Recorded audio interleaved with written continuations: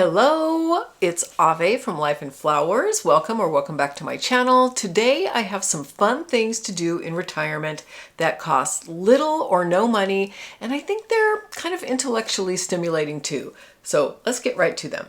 Number one, Google the history of the town that you live in. If you don't know the history of the town that you live in, learning about it can make it so much more fun. We're very used to thinking that other places are kind of cool and neat and worthy of travel, but we don't always think of the same place that we live.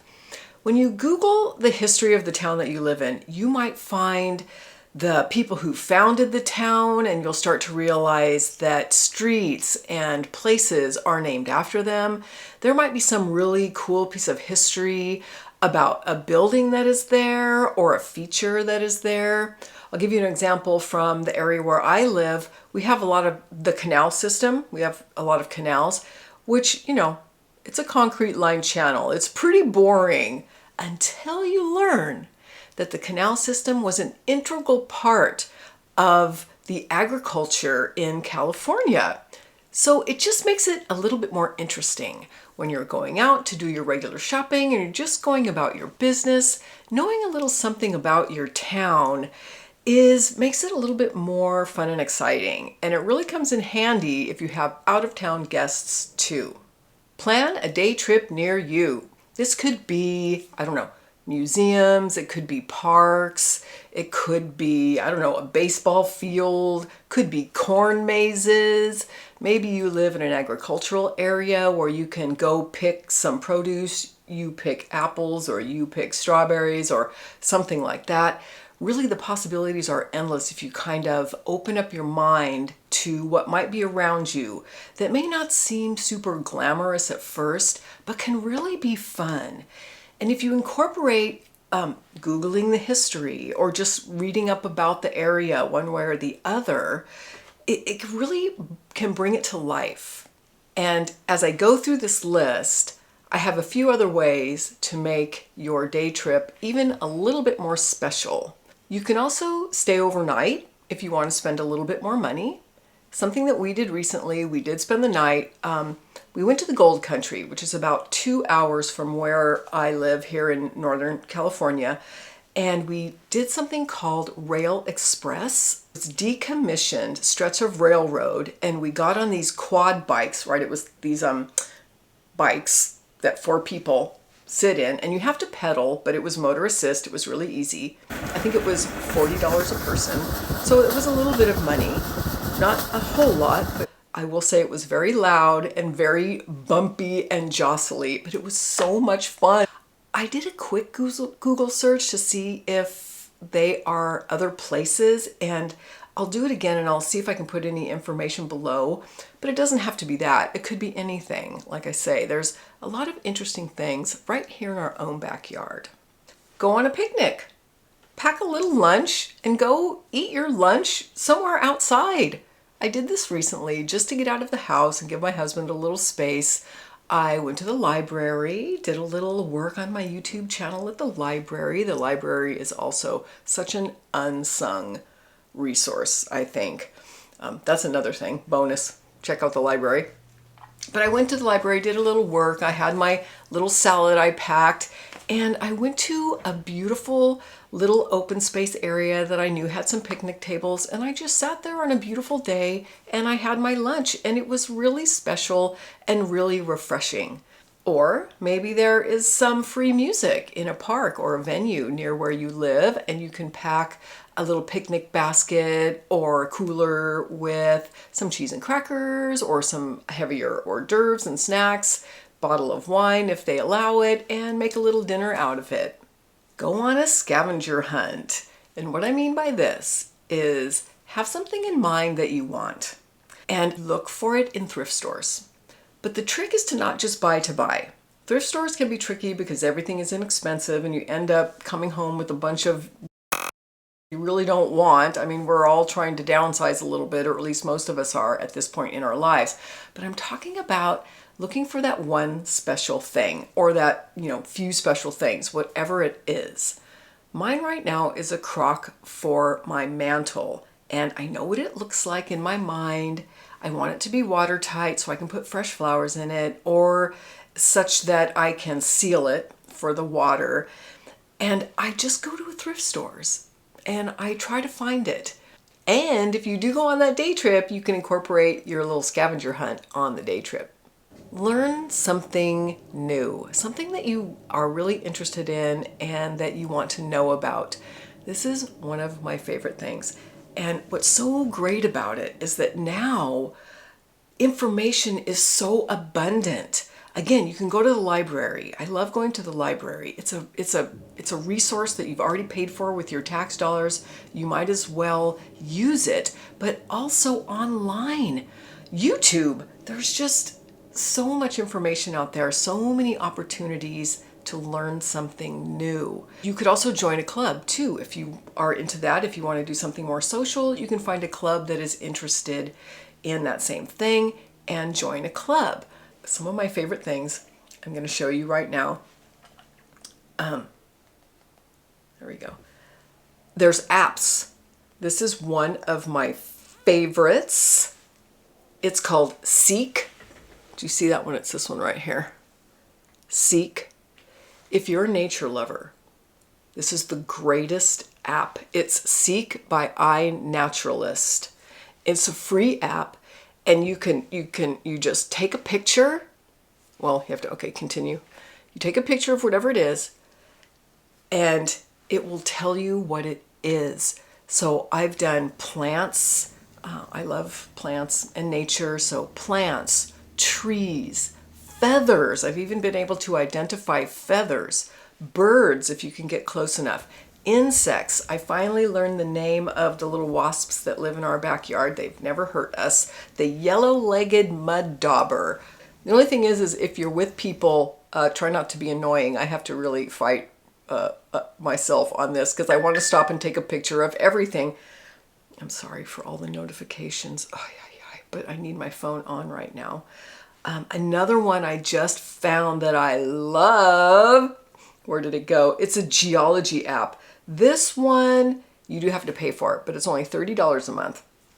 And it's called Rock Identifier because I love geology too. And I tested it out on a rock that I found when I was a kid that I identified myself. And it turns out I think I was right. So that was really exciting.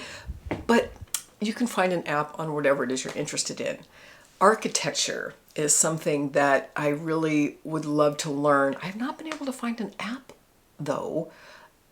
If anybody knows an app or a great book that just kind of gives the basics of architecture, let me know in the comments section, because that's something else you can do when you're just roaming around, or you're on a day trip, or you're roaming around in your own hometown. You know, again, when you know a little something about it, it really brings it to life and makes things more interesting. And something fun that I used to do all the time, and I haven't done it in a long time, is you can go on the NASA website, and I'll leave the link below, and you can see when the International Space Station is going to fly over your house.